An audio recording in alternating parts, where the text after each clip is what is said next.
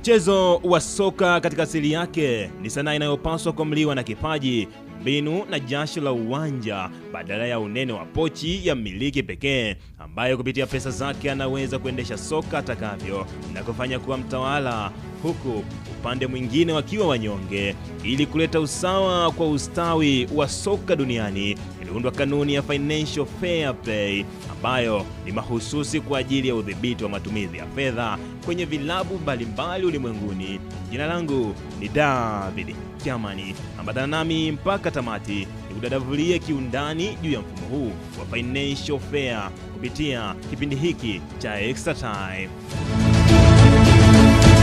Financial Fair Play FFP ni mfumo wa kanuni uliowekwa na Umoja wa Mashirikisho ya Soka Ulaya UEFA kwa lengo la kuzuia klabu za soka kutumia fedha nyingi kuliko mapato zinazoyaingiza. Kanuni hizi zilianzishwa rasmi mwaka 2009 na kuanza kutumika katika msimu wa mwaka 2011-2012 chini ya uongozi wa Michael Platini.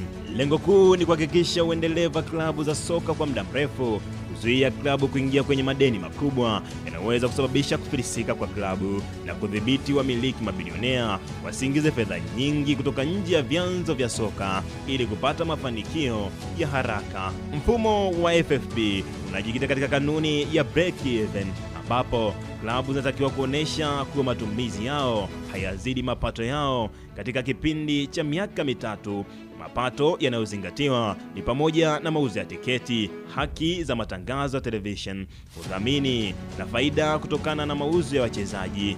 Matumizi yanayodhibitiwa ni pamoja na ada za usajili wa wachezaji, mishahara na gharama za uendeshaji wa klabu. Hata hivyo, UEFA inaruhusu klabu kutumia fedha bila kikomo katika uwekezaji wa miundombinu, yani viwanja, vituo vya kulelea vipaji, yani academies, na soka la wanawake, kwani haya yanatazamwa kama uwekezaji wa kudumu. Kwa sasa UEFA inaruhusu hasara ya hadi euro milioni 60 ndani ya kipindi cha miaka mitatu, ili mradi tu hasara hiyo ifunikwe kikamilifu na michango ya moja kwa moja kutoka kwa wamiliki. Kwa mujibu wa kanuni hizi, klabu zinalazimika kufuata kanuni ya break even, ambapo matumizi ya usajili na mishahara yanapaswa kuendana na mapato yanayotokana na tiketi, matangazo na mauzo ya bidhaa. Faida kuu ya FFP ni kuleta usawa wa ushindani, yani competitive balance, na kulinda uadilifu wa mchezo. Kabla ya kanuni hizi, pengo kati ya klabu tajiri na maskini ilikuwa ni kubwa sana na ilizidi kuongezeka kwa kasi ya ajabu, huku klabu ndogo zikishindwa kuhimili ushindani wa soka la usajili kutokana na utawala mkubwa wa baadhi ya vilabu vyenye msuri mkubwa wa kifedha ambavyo vilitawala soka kiushindani mpaka kwenye usajili wa uendeshaji wa klabu. Kupitia FFP, klabu zinalazimika kuwekeza zaidi katika miundombinu ya viwanja, kwani gharama hizi hazijumuishwi katika mahesabu ya breaking even, jambo linalochochea ukuaji wa vipaji vya ndani badala ya kununua mastaa wa bei ghali pekee ambao watailazimu klabu husika kutumia kiasi kikubwa cha pesa kuwasajili nyota hao, kama ambavyo baadhi ya vilabu vimekuwa vikifanya. Mifumo ya uendeshaji na udhibiti wa fedha kwa vilabu inaendeshwa kwa misingi maalumu ili kuhakikisha kila klabu inafuata utaratibu na kanuni iliyowekwa na kushuhudia matokeo chanya kwenye mchezo wa soka. Klabu zinalazimika kuwasilisha ripoti ya kifedha zilizokaguliwa kwa kamati ya udhibiti wa fedha ya klabu CFCB.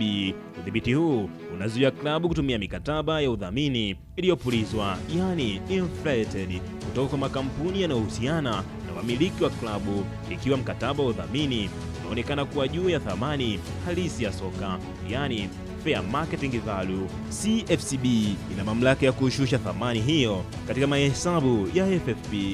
Pia tangu mwaka 2022 UEFA ilianzisha kanuni mpya ya squared cost ratio inayozitaka klabu kutotumia zaidi ya 70% ya mapato yao kwenye mishahara, pamoja na ada za mawakala ifikapo mwaka 2025, na lengo kuu ni kuhakikisha kuwa kanuni ya FFP inafanya kazi na kuvisaidia vilabu katika suala zima la kiuchumi na matumizi ya fedha kiujumla ndani ya klabu, ambapo kanuni hii inasaidia klabu kukwepa baadhi ya hasara zinazoweza kujitokeza ndani ya klabu. Mifano ya vilabu vilivyokutana na lungu la FFP ni kama vile Manchester City ya nchini Uingereza mwaka 2020. Klabu hii ilifungiwa kushiriki michuano ya Ulaya kwa miaka miwili na kutozwa faini ya euro milioni 30 kwa kutoa taarifa za uongo kuhusu mapato ya udhamini. Hata hivyo, adhabu hiyo iliweza kufutwa na mahakama ya usuluhishi wa michezo CAS, lakini faini ilibaki euro milioni 10.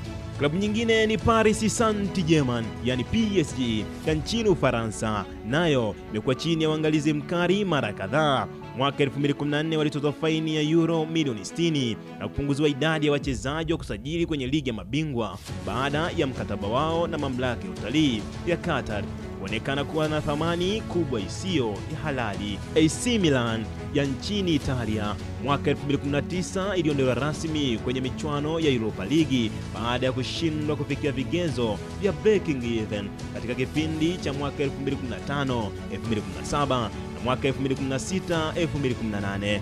Mfano halisi unaonekana kwa klabu kama vile Manchester City na Paris Saint-Germain, yani PSG, ambazo imekuwa chini ya darubini kali na hata kutozwa faini kubwa pamoja na kupunguziwa idadi ya wachezaji kwenye michuano ya Ulaya kutokana na kukiuka viwango vya matumizi ya fedha. Hii inadhihirisha kuwa namna gani FFP imedhamiria kuhakikisha inaleta usawa kwenye maendeleo ya soka ulimwenguni. Aidha, FFP imesaidia kupunguza madeni ya jumla katika soka la Ulaya. Takwimu zinaonyesha kuwa tangu kuanzishwa kwa kanuni hizi, hasara za jumla za klabu za daraja la kwanza Ulaya imepungua kwa kiasi kikubwa kutoka euro bilioni 1.7 mnamo mwaka 2011 hadi kufikia faida ya uendeshaji katika miaka hivi karibuni. Hata hivyo, changamoto bado zipo kama inavyoonekana katika kesi ya kisheria kwenye mahakama ya usuluhishi wa michezo CAS, ambapo klabu kama AC Milani ziliwahi kufungiwa kushiriki michuano ya Ulaya kwa kushindwa kukidhi vigezo vya kifedha. Kwa kuhimiza uwazi na uwajibikaji, FFP haitazamiwi tu kama pingu ya kifedha, bali kama dira inayoelekeza soka kwenye mustakabali unaoeleweka, ambapo ushindi unapatikana kwa akili ya usimamizi na ufundi wa miguu na si kwa utakatishaji wa kifedha pamoja na kamari ya madeni. Mimi ni David Kiamani na hii ni Extra Time ya SAUT TV.